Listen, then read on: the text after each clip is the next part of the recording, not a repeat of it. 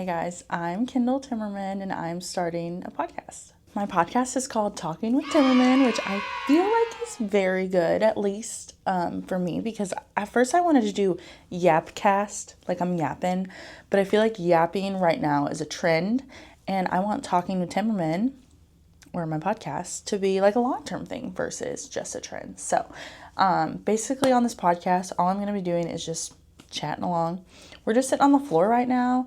Like, it is just me and you, and we're just talking. With this podcast, I want it to be just completely unfiltered, raw. We can talk about whatever we want, and I definitely will have some of my girlfriends on here. Maybe my husband. We'll see if he says yes, to talk about just random stuff. I feel like I think I'm a really funny person, but I really honestly, I feel like I'm more funny when I'm talking to somebody else. So we'll see if I'm actually hilarious by myself. Let's get started. So first, a little bit about myself. My name is Kendall. I am 27 years old. I own a business. It's called Jolene's Boutique, and I just basically have like an online and storefront boutique, and I also have a mobile trailer that I take places. I'm also a toddler mom. My son's name is Kason. He is 2 and 4 months, I think. And then I am married to Matthew. We've been together for 4 years, going on 5 years, and he is just the nicest human ever. I'll definitely do a whole episode related on our relationship just to tell you a little bit more about Matt. But if you've met him, you just know he's just the nicest man in the whole world. My first question is, what inspired you to start this podcast? I personally feel like I'm really good at advice. Am I good at taking my own advice? Absolutely not. But I feel like I'm good at communicating with my friends and giving them advice on things with other small business owners, with other moms, anything like that. I just feel like I'm good at giving advice, and I try to be good at it at least. Now, if you've gotten advice from me before, you might not think that I'm good at advice, so just keep your mouth shut if you don't think I'm good at advice. I also just feel like I am just really funny, and I just think the world deserves to know that, so yeah.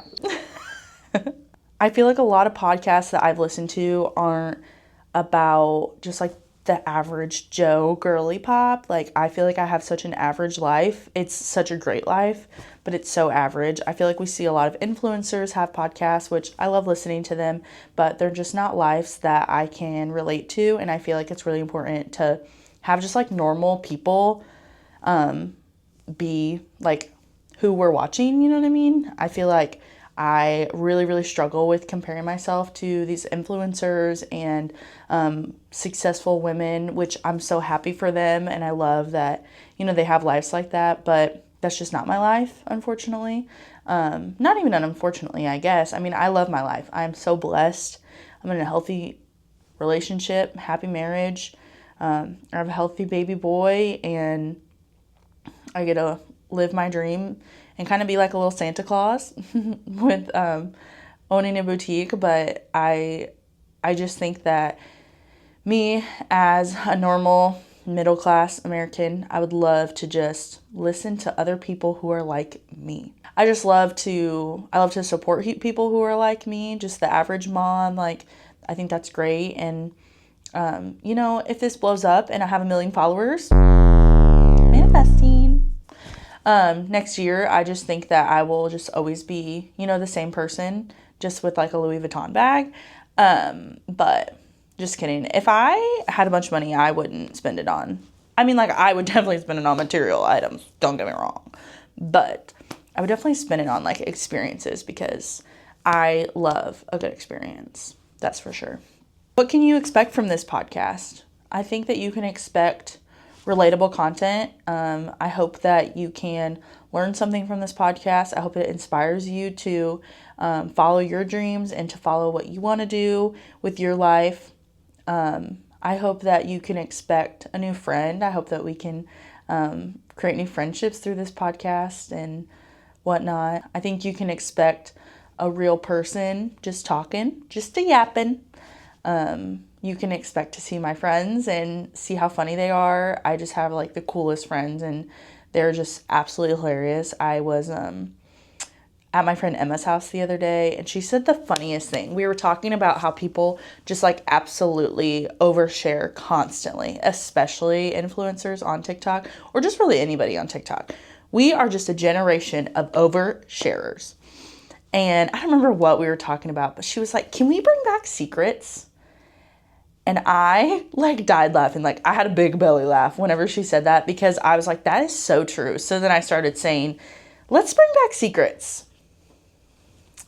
We should definitely bring those back, because some of y'all, yeah, we don't have to show our houses.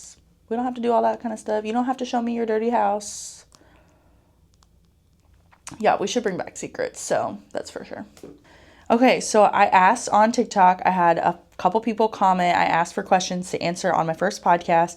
I just have a couple questions, and I feel like they might get us some good conversation going. I really wish there was someone else here to talk to me, but it's fine. So my first question is from Emma.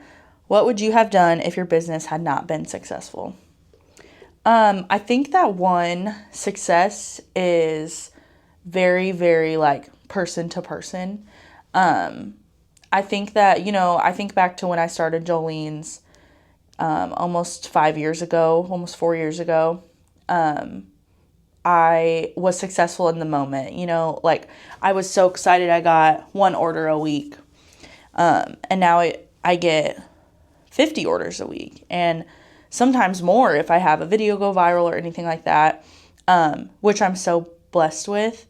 And like that is successful. But I think me as a small business owner, and I'm sure other people, even if you're not a business owner, even as a mom or a friend or a wife or anything, once we reach a goal, it just continues to like grow. I feel like nothing is ever good enough. And this is something I really have struggled with lately is, I feel like I do have a successful business. Like I employ myself and I live off of my business. And I employ a couple other girls just part-time, but, and like, yes, that is successful, but I just feel like it's just never ending.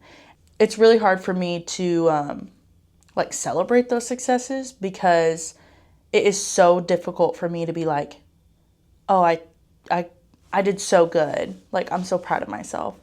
I just feel like it's just never ending. What could I do better next time? Like 4 years ago, Kendall would be so happy that she ships out 50 orders a week. Or, we usually do, like my goal right now is 500 orders a month. And that is just crazy. In my first year of business, I think I did 900 orders total. And so it's amazing that, I ship out that many a month. Last year we shipped out, I think like 7,000 orders. And that's just crazy. But I'm just like, why didn't I ship out 10,000? So I think that that is something I really struggle with. If I hadn't had been successful, then, I don't know. I think it's hard because like I'm not a quitter. And like, just because I have a husband that can support our family financially, I feel like I just would have continued and wasted money, I guess. But like I said, I don't feel like I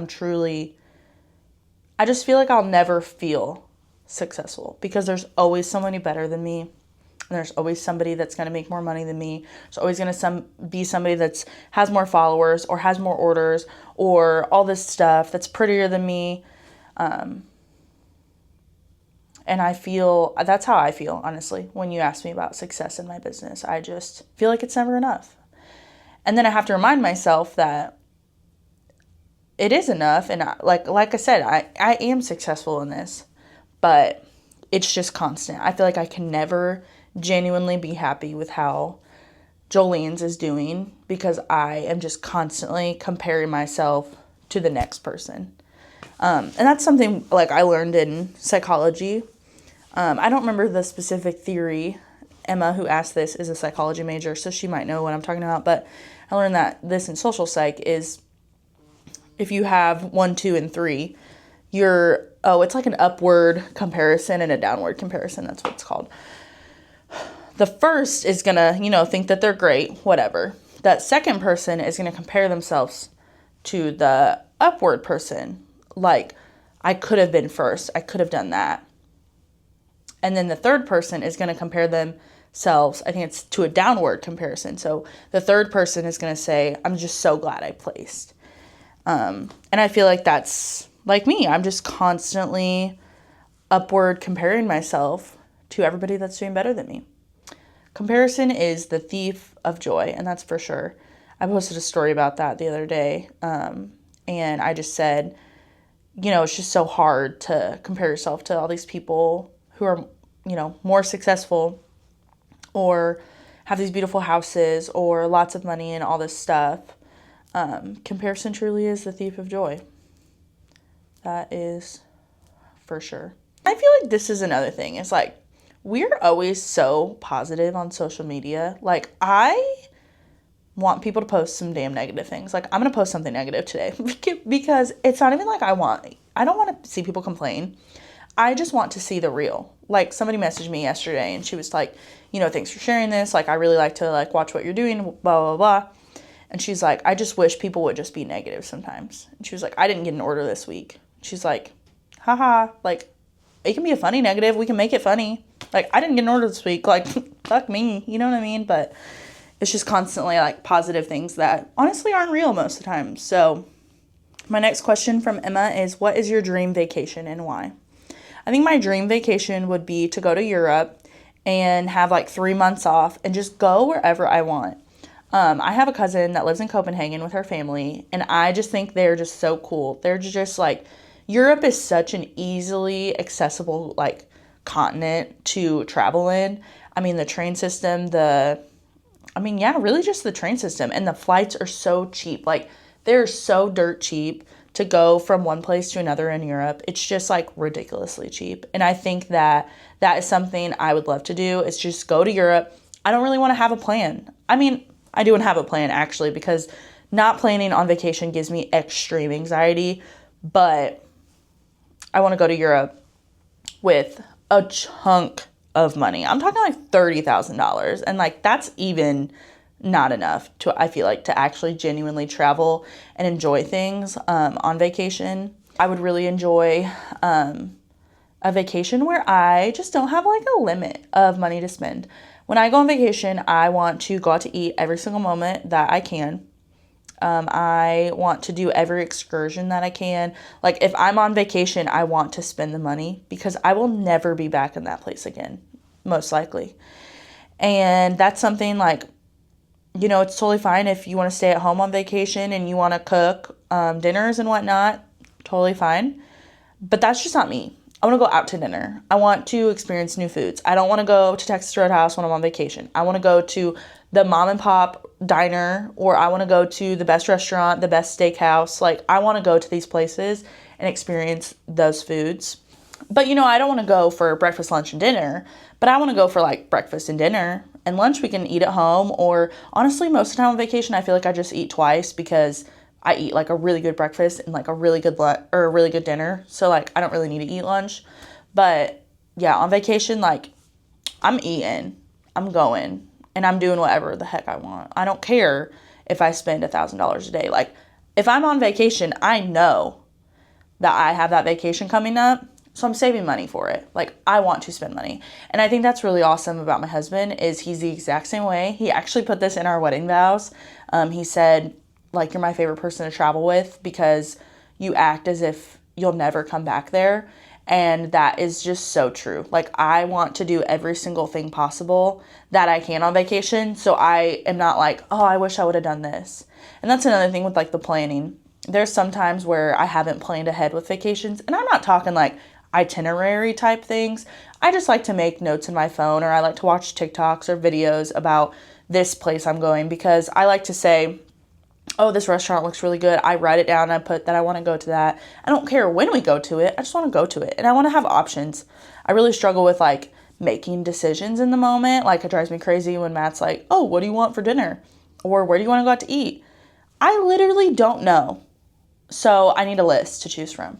My next question from Emma, and I don't know if I'll have an answer to this, is why don't people shut up? Her actual question was, why don't people shut the F up?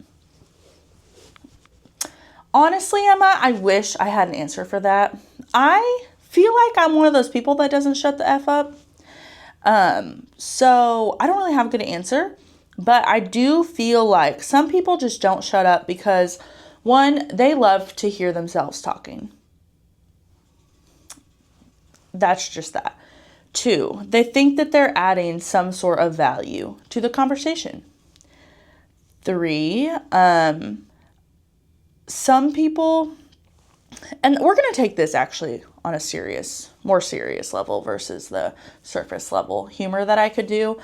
I think that people don't shut the fuck up because they want to relate to what you're talking about.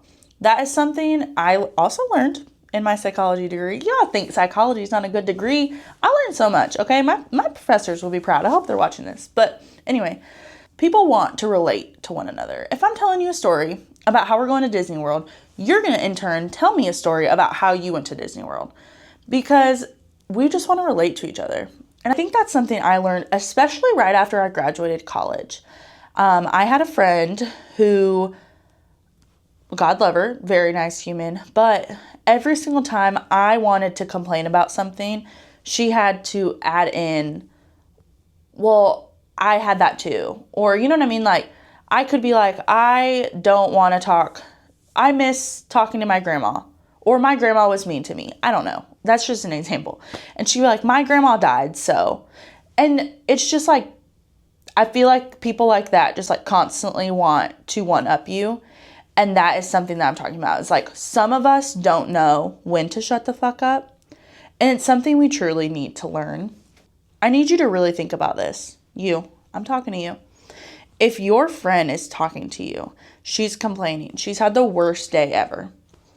Her dog died. Her car door fell off while she was driving. You need to think about, should I be trying to relate to her? Because honestly, the answer is no. Most people just want to complain. And I think a really good question to ask is, do you want advice or do you want me to listen? Because most of the time when we give advice, we are trying to relate. Hey, this happened to me. This is how I got through it. Here's what I think you should do. But sometimes people just want you to listen.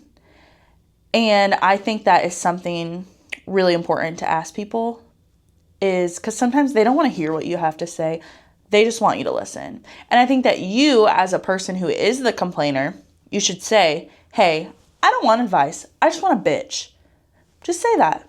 And if your friend won't listen to that, that's fine. But yeah, I used to have a friend who I honestly just stopped talking to because it was constant. If I wanted to complain about something, it was just constantly one-upping what I was complaining about. And that wasn't me being a bad friend in the fact that I wouldn't listen to her. I listened to her as much as I possibly could. I am a good friend, in my opinion. Maybe I'm not. If you're my friend, tell me if I'm a bad friend. Make me better. But, if my friend's complaining to me, I'm going to let her complain. And if she wants advice, then that's fine. And there's certain moments where, I feel like it's easy to just consistently go back and forth. My really good friend Kennedy, we both own businesses. And I feel like with her, she could complain, I can complain. She can complain, I can complain. But with both of us, we fully listen to I fully listen to what Kennedy has to say. I go back to her how does it make you feel? You know what I mean? We fully talk about what Kennedy has to say. We move on to what Kendall has to say. And she talks back to me about what I had to say and how that makes me feel, blah, blah, blah, blah. And then we move back to Kennedy. You know what I mean? It's genuine conversation. This one is from my friend Stephanie. She is my new follower on TikTok, and I follow her back. We're friends. She said, what is something people overlook on their every day-to-day basis? I think that is such a good question.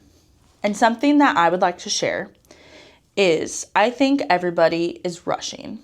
That is something I think we're overlooking. We're overlooking the small things that have impacted our day that we don't even realize is happening. Now listen, this is called burnt toast theory. The whole theory is that you have burnt toast in the morning and you're like, damn it, I burnt my freaking toast. I'm so pissed. But so then you go and you make new toast, right? That probably took 5 minutes off of your time. But in that 5 minutes, if you would have left your house 5 minutes earlier, you could have gotten in a wreck. So burnt toast theory is that we should be looking at things with a positive perspective of thank God this happened to me. And I think about that a lot. The reason I started thinking about this was the 9/11 terrorist attacks. I think about how I've read so many stories where people are like, I moved my flight to the next day, or I missed my train to work. I was working in that Twin Tower and I missed my train in the morning and I was late to work. And it's so many things where I feel like we just don't like slow down and actually think about those things. The amount of times I've gotten just stopped by a train, or I'm behind a slow driver, or I'm running late in the mornings, anything like that. All I can think about is how grateful I am that happened. There might have not actually been an accident, but I do think about that. I think about when I do see an accident that was like, a little bit in front of me, I'm passing an accident. I think about, wow, what did I do to help me miss that? So that's something that I think that people overlook on their day-to-day basis, is the little things that are so frustrating in the moment, but it's actually a positive thing that it happened to you. Okay, guys, that is all for our first podcast. Short and sweet. I don't have many questions to answer, so if you have questions for me, please message them to me. You can message me on Facebook or Instagram, whatever works. On TikTok, you can comment on this video, and I'll answer those questions. I hope that these podcasts will be a little bit longer. My goal is like 40 minutes, but for this one, I want it to be short and sweet, just to show you who I am, what this podcast is about. Next time, hopefully I can have a friend. I have a couple things coming up with friends, and I would love for them to be on the podcast because, oh my gosh, my friends are funny. You don't understand. So that's all for today. Thanks for talking with Timmerman, and I will see you next time. Bye.